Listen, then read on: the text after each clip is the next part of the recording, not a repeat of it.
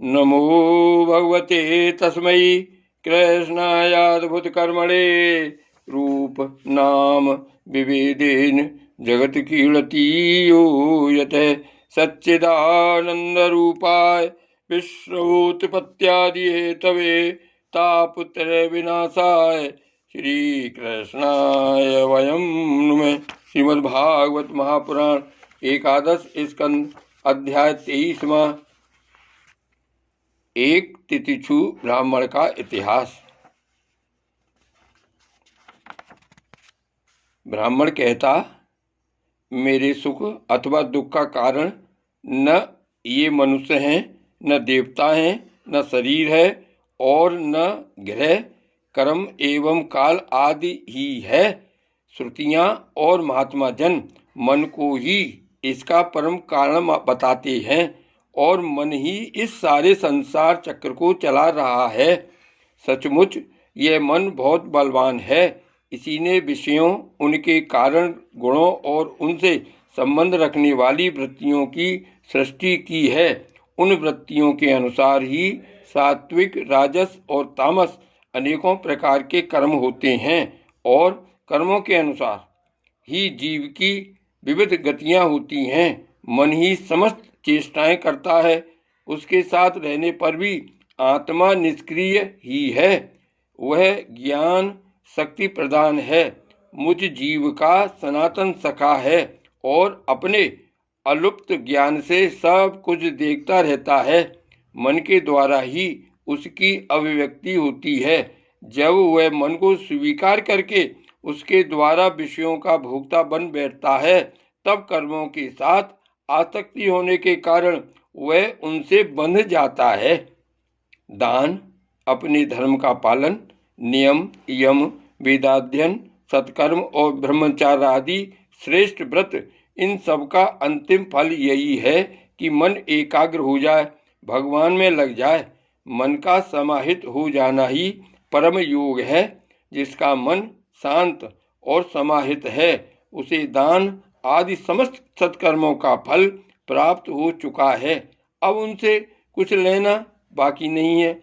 और जिसका मन चंचल है अथवा आलस्य से अभिभूत हो रहा है, उसको इन दान आदि शुभ कर्मों से अब तक कोई लाभ नहीं हुआ। सभी इंद्रियां मन के बस में हैं। मन किसी भी इंद्रिय के बस में नहीं है। यह मन बलवान से भी बलवान, अत्यंत भयंकर देव है। जो इसको अपने बस में कर लेता है, वही देव इंद्रियों का विजेता है। सचमुच मन बहुत बड़ा शत्रु है। इसका आक्रमण असह्य है। यह बाहरी शरीर को ही नहीं, हृदय आदि मर्म स्थानों को भी वेधता रहता है। इसे जीतना बहुत ही कठिन है। मनुष्य को चाहिए कि सबसे पहले इसी शत्रु पर विजय प्राप्त करे, परंतु होता है यह कि मूर्ख लोग इसे तो जीतने का प्रयत्न करते नहीं, दूसरे मनुष्यों से झूठ मूठ झगड़ा बखेड़ा करते रहते हैं और इस जगत के लोगों को ही मित्र शत्रु उदासीन बना लेते हैं। साधारणतः मनुष्यों की बुद्धि अंधी हो रही है, तभी तो वे इस मन कल्पित शरीर को मैं और मेरा मान बैठते हैं और फिर इस भ्रम के फंदे में फंस जाते हैं कि यह मैं हूँ और यह दूसरा। इसका परिणाम यह होता है कि वे इस अनंत अज्ञानांधकार में ही भटकते रहते हैं। यदि मान लें कि मनुष्य ही सुख दुख का कारण है, तो भी उनसे आत्मा का क्या संबंध? क्योंकि सुख दुख पहुंचाने वाला भी मिट्टी का शरीर है और भोगने वाला भी। कभी भोजन आदि के समय यदि अपने दांतों से ही अपनी जीभ कट जाए और उससे पीड़ा होने लगे, तो मनुष्य किस पर क्रोध करेगा? यदि ऐसा मान लें कि देवता ही दुख के कारण हैं, तो भी इस दुख से आत्मा की क्या हानि? क्योंकि यदि दुख के कारण देवता हैं, तो इंद्रियाभिमानी देवताओं के रूप में उनके भोक्ता भी तो वे ही हैं। और देवता सभी शरीरों में एक हैं। जो देवता एक शरीर में हैं वे ही दूसरे में भी हैं। ऐसी दशा में यदि अपने ही शरीर के किसी अंग से दूसरे अंग को चोट लग जाए तो भला किस पर क्रोध किया जाएगा? यदि ऐसा माने कि आत्मा ही सुख दुख का कारण है तो वह तो अपना आप ही है, कोई दूसरा नहीं, क्योंकि आत्मा से भिन्न कुछ है ही नहीं।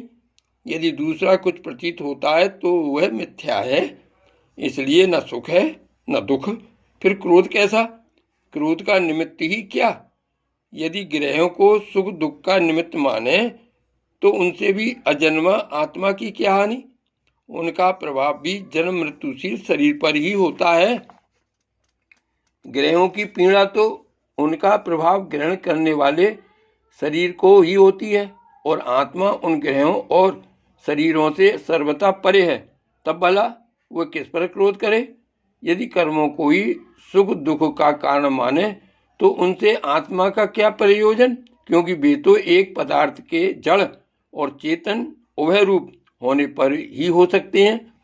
जो वस्तु विकार युक्त और अपना हिताहित जानने वाली होती है उसी से कर्म हो सकते हैं। अतः वह विकार युक्त होने के कारण जड़ होनी चाहिए और हिताहित का ज्ञान रखने के कारण चेतन। किंतु देह तो अचेतन है और उसमें पक्षी रूप से रहने वाला आत्मा सर्वथा निर्विकार और साक्षी मात्र है। इस प्रकार कर्मों का तो कोई आधार ही सिद्ध नहीं होता, फिर क्रोध किस पर करें? यदि ऐसा माने कि काल ही सुख दुख का कारण है तो आत्मा पर इसका क्या प्रभाव? क्योंकि काल तो आत्म स्वरूप ही है। जैसे आग आग को नहीं जला सकती और बर्फ बर्फ को नहीं गला सकता, वैसे ही आत्मस्वरूप काल अपने आत्मा को ही सुख दुख नहीं पहुंचा सकता। फिर किस पर क्रोध किया जाए? आत्मा शीत उष्ण सुख दुख आदि द्वंद्वों से सर्वथा अतीत है। आत्मा प्रकृति के स्वरूप धर्म कार्य क्लेश संबंध और गंध से भी रहित है। उसे कभी कहीं किसी के द्वारा किसी भी प्रकार से द्वंद्व का स्पर्श ही नहीं होता। वह तो जन्म मृत्यु के चक्र में भटकने वाले अहंकार को ही होता है। जो इस बात को जान लेता है वह फिर किसी भी भय के निमित्त से भयभीत नहीं होता। बड़े बड़े प्राचीन ऋषि मुनियों ने इस आत्मनिष्ठा का आश्रय ग्रहण किया है।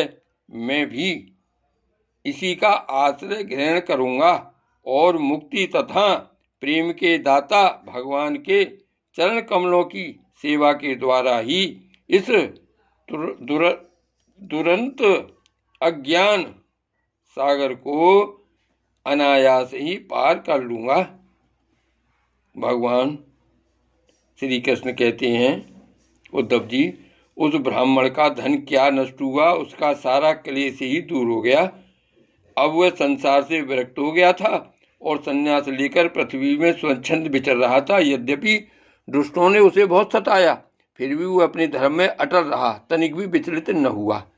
उस समय वह मौनी अवधूत मनी मन इस प्रकार का गीत गाया करता था, उद्धव जी, इस संसार में मनुष्य को कोई दूसरा सुख या दुख नहीं देता, यह तो उसके चित्त का भ्रम मात्र है। यह सारा संसार और इसके भीतर मित्र, उदासीन और शत्रु के भेद अज्ञान कल्पित हैं। इसलिए प्यारे उद्धव, अपनी वृत्तियों को मुझ में तन्मय कर दो और इस प्रकार अपनी सारी शक्ति लगाकर मन को बस में कर लो और फिर मुझ में ही नित्य युक्त होकर स्थित हो जाओ। बस सारे योग साधन का इतना ही सार संग्रह है। यह भिक्षुक का गीत क्या है? मूर्तिमान ब्रह्म ज्ञान निष्ठा ही है। जो पुरुष एकाग्र चित्त से इसे सुनता, सुनाता और धारण करता है वह कभी सुख दुखादि द्वंद्वों के बस में नहीं होता। उनके बीच में भी वह सिंह के समान दहाड़ता रहता है। जय श्री कृष्ण।